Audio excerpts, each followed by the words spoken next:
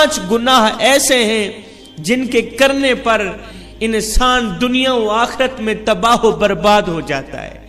5 گناہ ایسے خطرناک گناہ ہیں جن گناہوں کے کرنے پر انسان دنیا میں بھی ذلیل، آخرت میں بھی ذلیل، دنیا میں بھی برباد، آخرت میں بھی برباد۔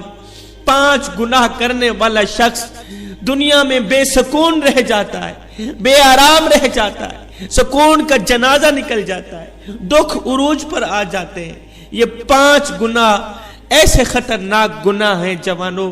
حضرت علی نے فرمایا اگر تم چاہتے ہو کہ اللہ کا خاص کرم تمہارے اوپر برقرار رہے، اگر تم چاہتے ہو کہ رزق کی فراوانی ہو، کامیابی تمہارے قدم چومے، خوشحالی تمہارے قدم چومے، تو خدا را ان 5 گناہوں سے بچے رہنا۔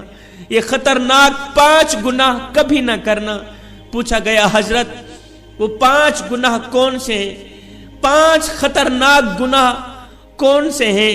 حضرت علی نے فرمایا میاں پہلا گناہ سود کھانا، پہلا گناہ سود کا کاروبار کرنا۔ فرمایا ہائے سود خور انسان دنیا میں بھی ذلیل، آخرت میں بھی ذلیل۔ سود خور انسان دنیا میں بھی تباہ و برباد، آخرت میں بھی تباہ و برباد۔ سود خور انسان کو کبھی بھی عزت نہیں ملتی، کبھی بھی سکون کی نیند نہیں سوتا۔ سود خور انسان جو دوسروں کو ٹینشنوں میں مبتلا رکھتا ہے، خود بھی ہر وقت، ہر گھڑی، ہر لمحے ٹینشنوں میں مبتلا رہتا ہے۔ طرح طرح کی پریشانیاں اسے گھیر لیتی ہیں، طرح طرح کی مصیبتیں اسے گھیر لیتی ہیں۔ فرمایا قیامت کے دن سود خور انسان ایسے اٹھیں گے کہ ان کے چہرے مسخ کر دیے جائیں گے۔ ایک سود خور انسان سیڑھی سے نیچے گرا، منہ کے بل زمین پر گرا، وہیں مر گیا۔ بیٹا کئی روز تک باپ کا غم مناتا رہا۔ ایک رات بیٹے نے باپ کو خواب میں دیکھا، دیکھ کر پوچھا ابا تیرے ساتھ کیا معاملہ ہوا؟ سود خور ابا نے کہا نہ پوچھ بیٹے، سیڑھی سے نیچے گرا تھا، بجائے زمین پر آنے کے سیدھا جہنم میں چلا گیا۔ حضرت شیخ سعدی رحمت اللہ تعالی علیہ فرماتے ہیں میں ایک نیا مکان خرید رہا تھا، مکان کی تلاش میں تھا، اتنے میں ایک سود خور میرے پاس آیا، مجھے کہنے لگا یہ مکان خرید لو، عمدہ مکان ہے، اس میں کوئی عیب نہیں ہے، اچھا مکان ہے، میں آپ کا ہمسایہ ہوں، اسی محلے کا رہنے والا ہوں، آپ کا پڑوسی بن جاؤں گا، آپ کا ہمسایہ بن جاؤں گا۔ سود خور انسان مجھے کہنے لگا میں آپ کا ہمسایہ بن جاؤں گا، پڑوسی بن جاؤں گا، اسی محلے کا رہنے والا ہوں، یہ مکان بڑا ہی عمدہ مکان ہے، اس میں کوئی عیب نہیں ہے۔ حضرت شیخ سعدی فرماتے ہیں او نادان تو کہتا ہے اس میں کوئی عیب نہیں ہے، مجھے تو سارے کے سارے عیب ہی عیب نظر آتے ہیں۔ اس نے کہا حضرت وہ کیسے؟ آپ نے فرمایا اس سے بڑا عیب کیا ہوگا کہ تو میرا پڑوسی ہے، اور اس سے بڑا عیب کیا ہوگا کہ ایک سود خور میرا پڑوسی ہے، اور جہاں تجھ جیسا پڑوسی ہو وہ مکان تو مفت میں بھی ملے پھر بھی مہنگا ہے۔ خدا را جوانو اگر دنیا و آخرت میں عزت چاہتے ہو، اگر دنیا و آخرت میں مقام چاہتے ہو، اگر تم چاہتے ہو خوشحالی تمہارے ساتھ رہے، رزق کی فراوانی ہو، اگر تم چاہتے ہو کامیابی تمہارے قدم چومے، تو سود کبھی نہ کھانا، سود کا کاروبار کبھی نہ کرنا۔ فرمایا دوسرا گناہ کسی نیک عورت پر تہمت لگانا، کسی نیک متقی پرہیزگار عورت پر تہمت لگانا۔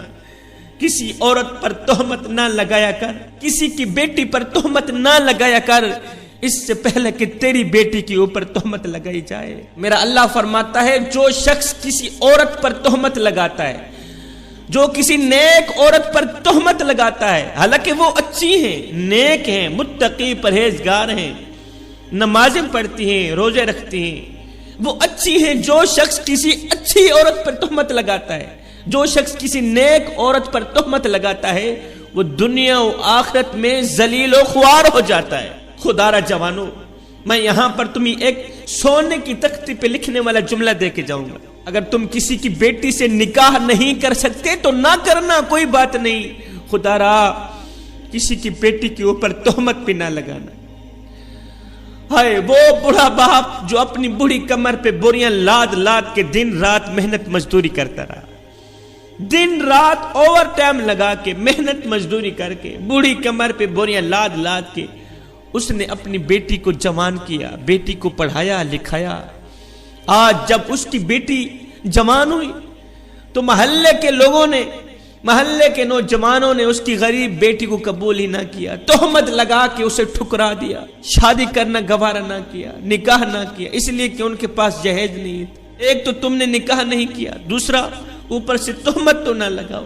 फरमाया अगर तुम चाहते हो कि दुनिया और आखिरत में तुम्हें इज्जत मिले, मकाम मिले, खुशहाली मिले, तो किसी नेक औरत पर तोहमत ना लगाना। तीसरा गुनाह किसी का माल हड़प कर जाना, खास तौर पर यतीमों का माल हड़प कर जाना।